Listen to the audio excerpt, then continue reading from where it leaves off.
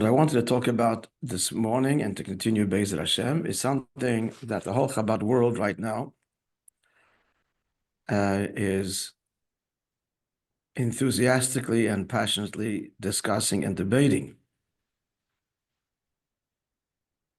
particularly the yeshiva dimension, the Bochrim, the yeshiva, the teachers of Chassidus, and the chats are alive with comments and discussion, questions, answers, and debate. What is all the tumult about? This.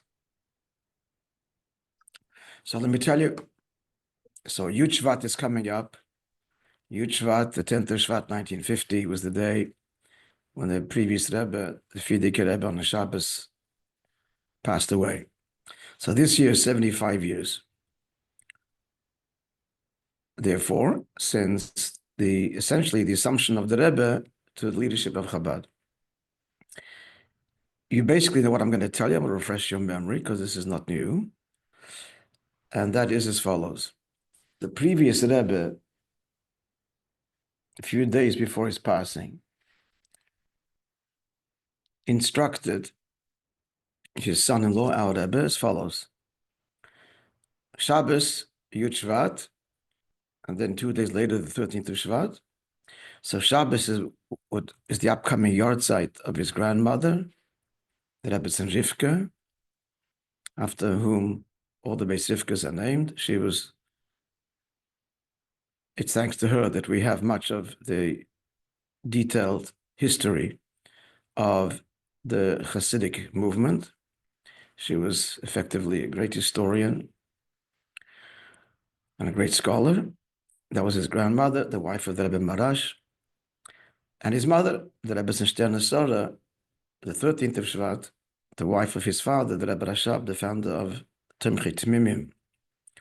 Don't want to give you too much information because it's going to be overwhelming, but you get the general idea as we will speak. So he instructed like this, the previous Rebbe to our Rebbe. In honor of the occasions, he wants to publish, he's instructing the Rebbe to publish a series of discourses that he said many years earlier, 1933, 1934, but they were never published. And they should be published now. So the public had not seen these. And he instructed further that this series of discourses, that is 20 chapters, should be divided and published on the following occasions. The first set for the Shabbos, for the yahrzeit, for the 10th of Shvat. Then the next set would be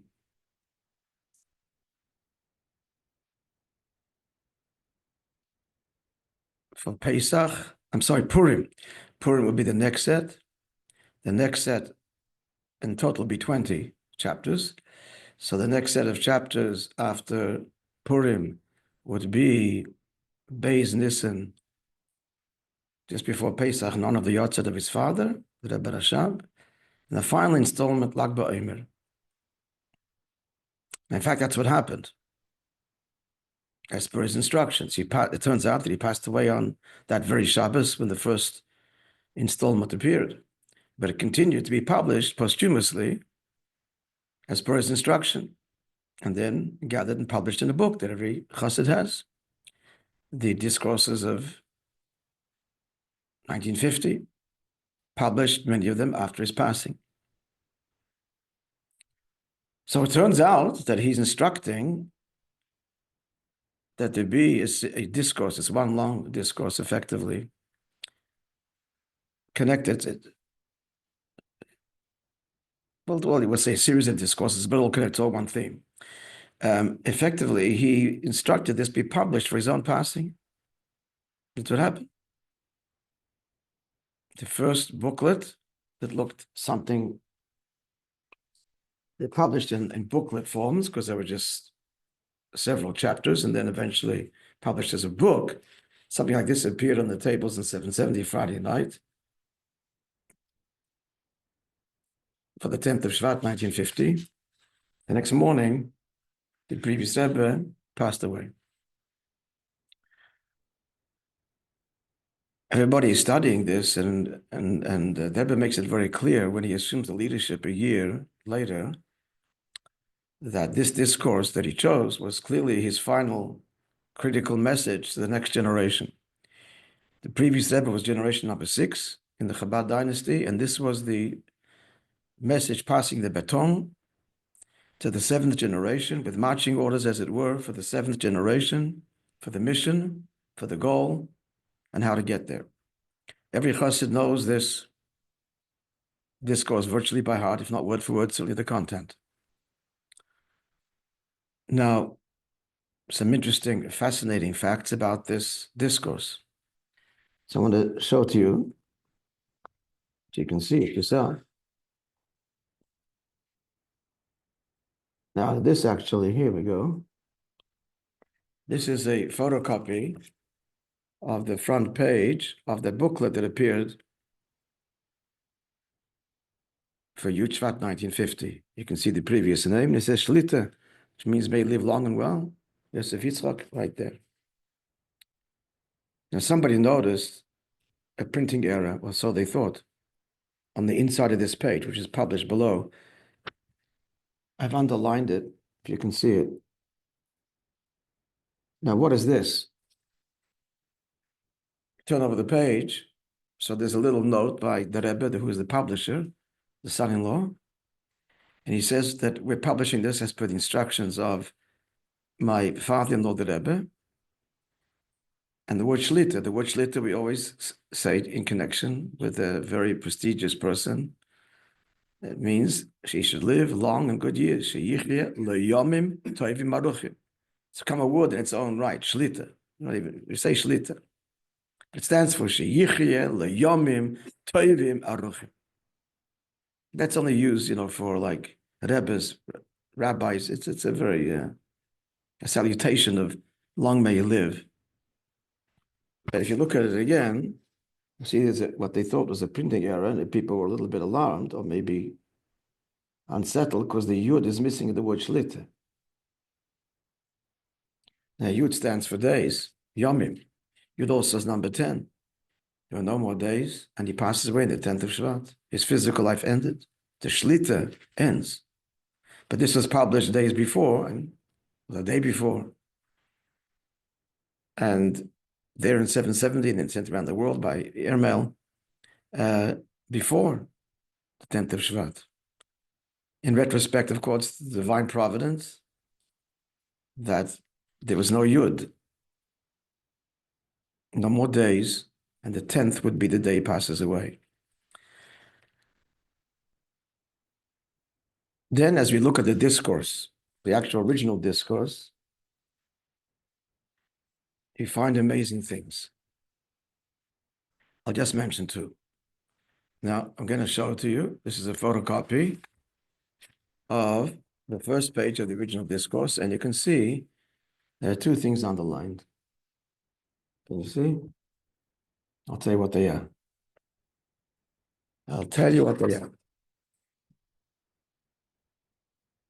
So the previous discourse, the previous Rebbe's discourse,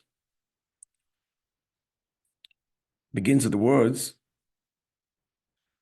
I've come, it's a quote from Shir Hashirim, the Song of Songs, I've come to my garden, to my sister, the bride.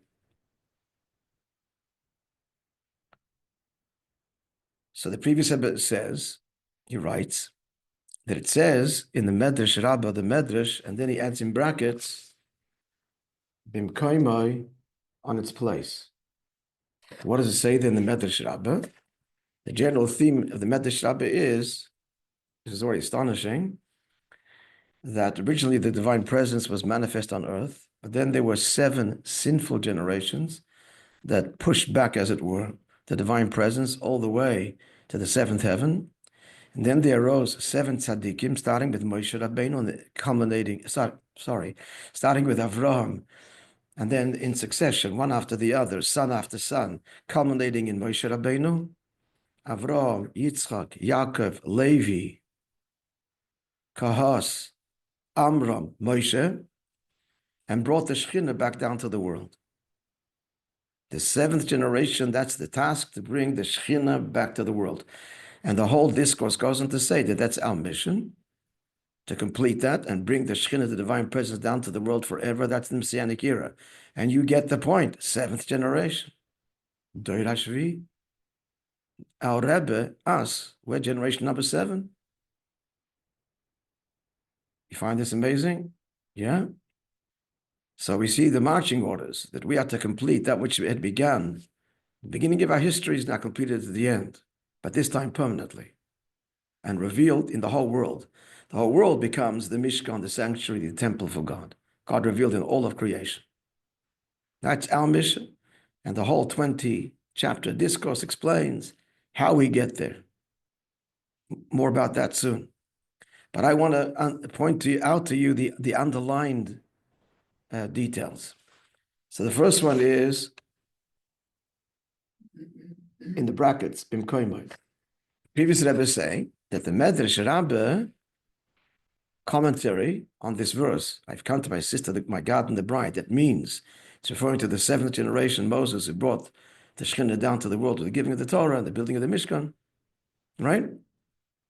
So he says that this Medrash is to be found on its place, meaning the Medrash on Shir HaShirim. Now the question, friends, is, the previous Rebbe's discourses, hundreds of discourses, many volumes. He doesn't bring sources. He just says it, and the reader, the Rebbe as a publisher, would sometimes write the source at the bottom if it was not common. But overall, he just quoted, didn't say it's written here, written there. Why is he telling us that this commentary is written there? First of all, where else would it be written? The commentary would be on its place. The Medrash that explains Shir HaShirim. Of course, that's what the commentary is. So why is he pointing out the obvious? Bimkoimai. First of all, it's 2 questions. Why give us a source? And you never do. And B, it's an obvious source. It says in the Medrash on this verse. So where are you going to find that Medrash? The Medrash on Shir HaShirim. It's a whole book. The Medrash on Shir HaShirim. You follow? So it's a very big question. And a bit of research yields the following. Show it to you. A bit of research yields that, in fact, the Medrash appears in 2 places. The identical commentary, with one big difference.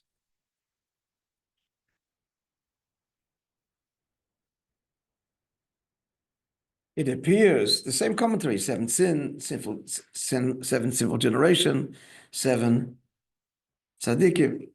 It appears in one place in the Medrash Rabbah, the Medrash on Parshas Nosai. I'm not going to translate it, but it's underlined at the bottom, the whole explanation. But the difference is the author. Who said it? There, the author is Rabbi Shmuel, the son of Rabbi Yossi. Okay.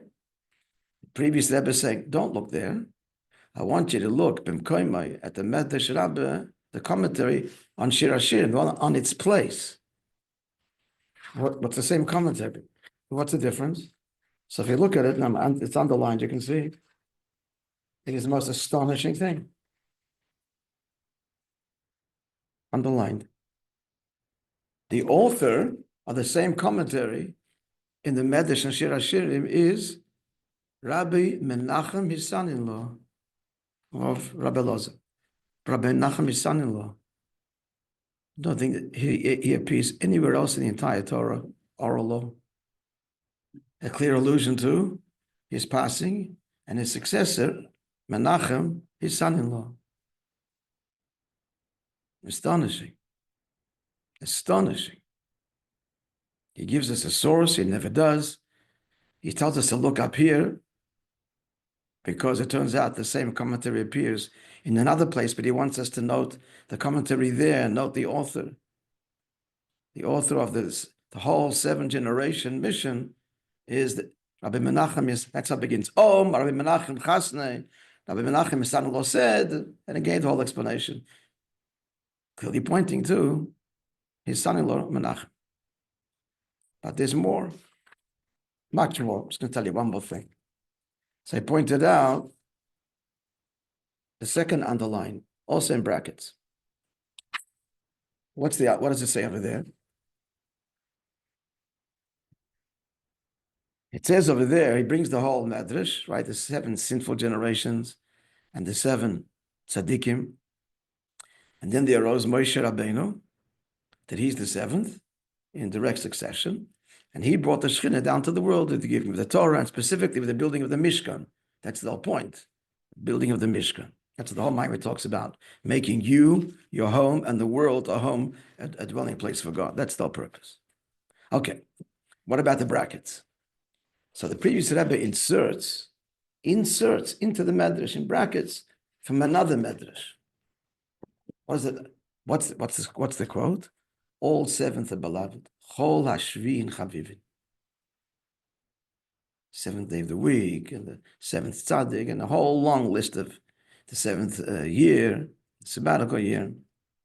A whole list where we find in Judaism, in Torah, that the 7th is beloved. And he puts that in, inserts that quote, which is from another medrash, into this one. Why? Clearly, because he's emphasizing the 7th generation.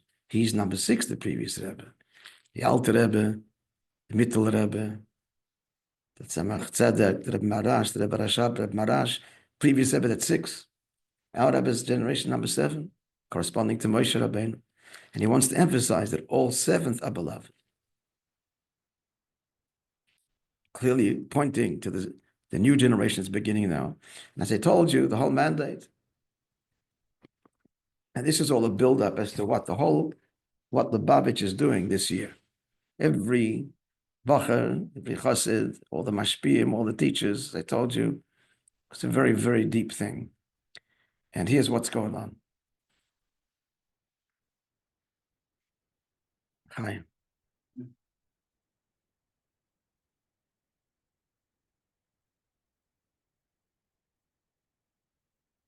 Bit of history, again, more history. The fact is, dear friends, the Rebbe resisted accepting the mantle of leadership to be Rebbe. In terms of practicality, he continued all the work of the previous Rebbe, including guiding people and answering questions. You just look at the huge hundreds of letters, hundreds that he wrote that year, answering questions and guidance and on 2 levels, for individual personally, and also expanding Lubavitch work around the world, particularly Morocco and Australia and other places in the United States and Europe. So he was working literally, he did before and after around the clock to see that the work of the previous Rebbe continues and expands, guiding it personally. Hundreds and hundreds of letters in that first year. And there were hundreds and hundreds each year thereafter. I did a little calculation. It's a minimum of 100,000 letters, minimum, that the Rebbe wrote over the course of his leadership. Minimum. To individuals and also to communities, etc. Personal advice, collective advice. It's a mine, a treasure that is the world doesn't yet know. They've published much of them, and in many languages too. It's much more than 100,000, but that's maybe just in Hebrew. Okay, at any rate. Yeah, but he still refused to accept, Rebbe. Rebbe is something else. But eventually he did. And when did he? That we saw with our eyes, it was the first anniversary of Farbrengen, a year later. Now, it turns out, I'm not going to go into this right now, but it turns out that Rebbe accepted the leadership on the 11th of Shvat, because the Farbrengen was the 10th at night, was already the 11th. Shvat's the 11th month, was the 11th year, 5011. It was the 11th hour. What was the 11th hour at night? It was 10:40 at night, in the 11th hour. Once you hit 10, you're in the 11th hour. Because he said a maimer. Only a Rebbe says a maimer. He said Torah before that. But a maimer, which is a revelation of Chassidus, only a Rebbe can and does say. And if this is all recorded, we have, thank God, somebody recorded it, and you can hear it all. Of course, it's all published. The Rebbe said a mimer. What mimer did he say? And you can electricity in the air. You can hear it in the tape. The crowd is electrified. I'm not telling you the story of what led to this, and the whole book was written just on that first year. The book is written, a beautiful book. Showed us here, should have brought it now. Big, beautiful book on that first year, from the passing of the previous Rebbe to our Rebbe accepting leadership. Written by my dear friend Joska Greenberg, the Shliach to Anchorage, Alaska. Anyways, let me tell you. So what happened? The Rebbe says a maimer, and what maimer? He says a maimer boss, the Gani Achaisi Kala. There's the melody, the way maimer is said. His maimer is based on the last maimer of the previous, this legacy maimer, on the first chapter. He elaborates and explains the first chapter, section by section. Deep of the deep. I want to say, here's the thing. The next year, the Yud Shvat Fabrengen was always the 11th of Shvat. Fabrengen the next year, again, he starts with the words, Bos Yilganachesi Kal, but now explains and focuses on the second chapter. And so it went till 1969, 20 chapters. 1970, he started again. The Yud Shvat Maimer, we all knew it begins with Basi Legani, and we get in the drift already that he was going to explain the first chapter now, round 2. So now do the arithmetic. We're now the year 5,785. Yeah. So if you do the arithmetic, the cycles, we're now in the fourth cycle since 1950, 20. Chapter 15, 1985, 2025, 5785. So what are we learning? We're learning the 15th chapter of the previous, that's the focus, the 15th chapter of the original previous Rebbe's Maimer. The first time the Rebbe addressed that, which was 1965, and the second time he addressed it, which was 1985. So that's what you're looking at here. These are the discourses, plural, Basi Lagani, of the years 1965 and 1985.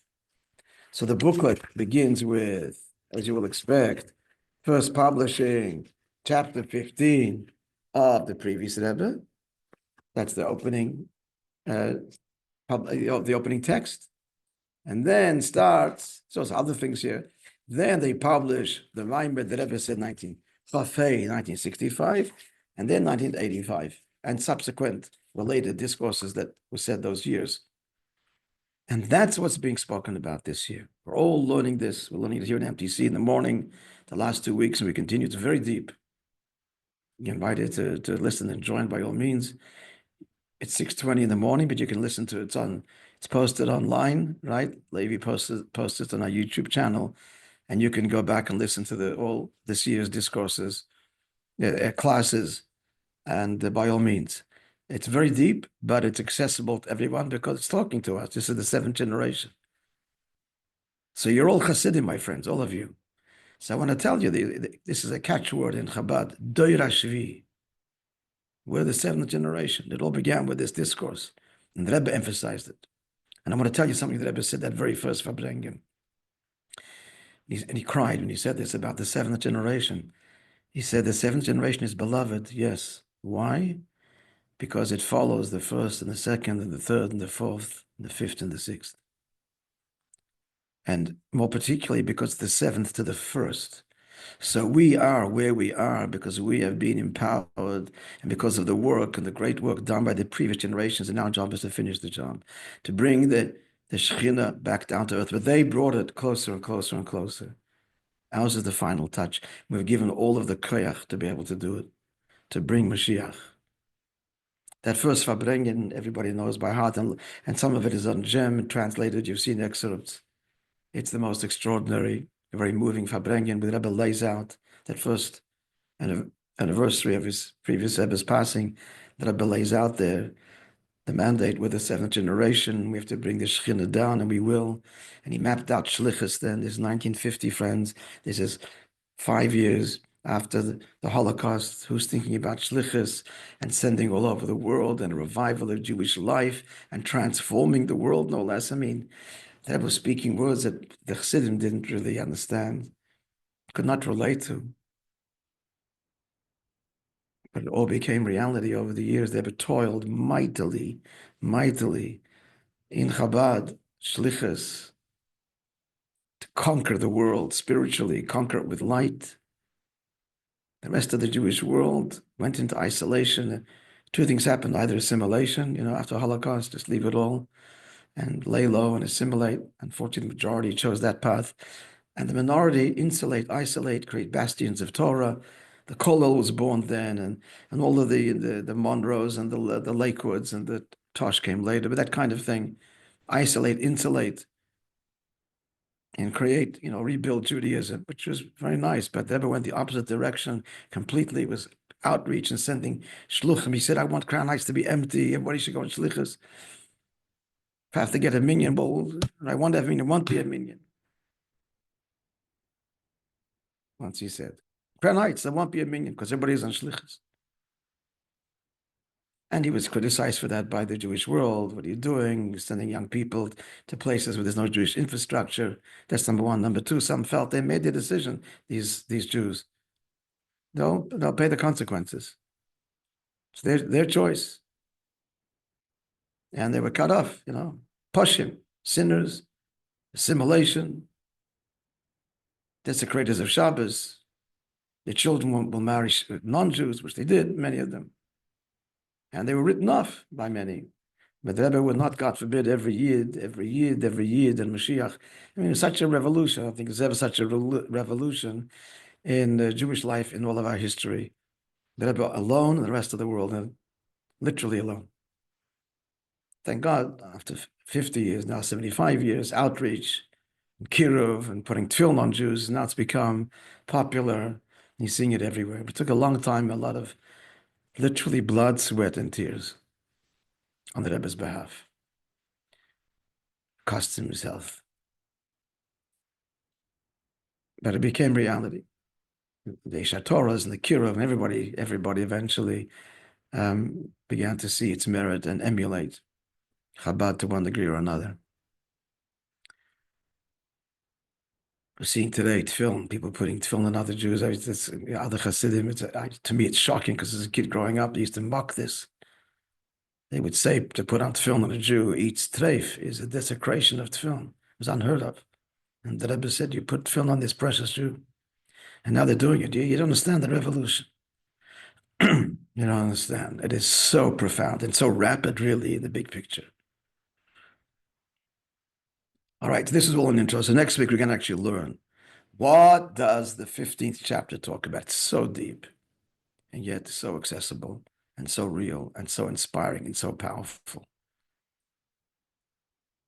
that when we learn it, friends, it'll bring you to tears of joy, tears of humility, of gratitude, appreciation. Can't define the tears, but you'll see how beautiful and profound this is. And this is what we're learning now, right?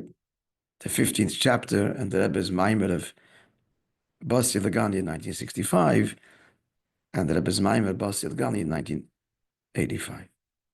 I have not finished the 1965, haven't begun the 1985 yet, but I'll still share with you what we've already learned till now. By next week, we'll probably will have finished the first one. But we learned now also, this wasn't just history, friends, I hope. This was learning and inspiring. So Shavua Tov, thank you for joining. And Be'ez Hashem will continue next week. You know what, we've got a few minutes, so let me tell you. Just to whet your appetite. So that you'll be so excited to come back next week and so excited that you're going to tell another Jew to join the shir. How's that? Someone that you think would appreciate, would benefit from it. So let me tell you what's going on. So from chapter 13, 14, 15, 16, 17 of the previous Rebbe's Maimon is one theme. The theme is this. He talks about when the kingdom is at stake, the state. There's a war for the very identity, survival of the state of the kingdom. Then the king pulls out all the stops. There are no restrictions, and the king will make available without calculation the treasures he amassed and the treasures his forefathers amassed, the wealth, the treasures, to be given to the foot soldier on the ground to be able to achieve victory. And the king himself will put his life on the line. So too, to achieve the victory that God wants, Mashiach, heaven on earth, we are given great treasures that no previous generation was privy to. Hidden, no eye ever saw them. They were never on display, no one even knew about them. Great treasures. What this treasure is, based on a profound statement in the Zohar, that's what we're going to learn next week. That's given to me and to you, not to any previous generation, only us in the final battle to bring Mashiach, when there's no everything that the kingdom has amassed, it's all for this. It's all for this moment. The moment of truth, the whole purpose of it all. That's our generation. The Doir HaShvi'i, the seventh generation, has given the Oitzeres HaMelech, the treasures of the king that he himself has acquired, and his forefathers before him, that no eye ever saw, not even on display. And now it's opened up, and the king says, squander it, give it all. For whom? For the soldier on the front to be armed with the weaponry to bring about the victory. And what this spiritual treasure is, that's what we're going to learn, Be'ez Hashem, next week. We'll start the discussion, okay? All right, friends.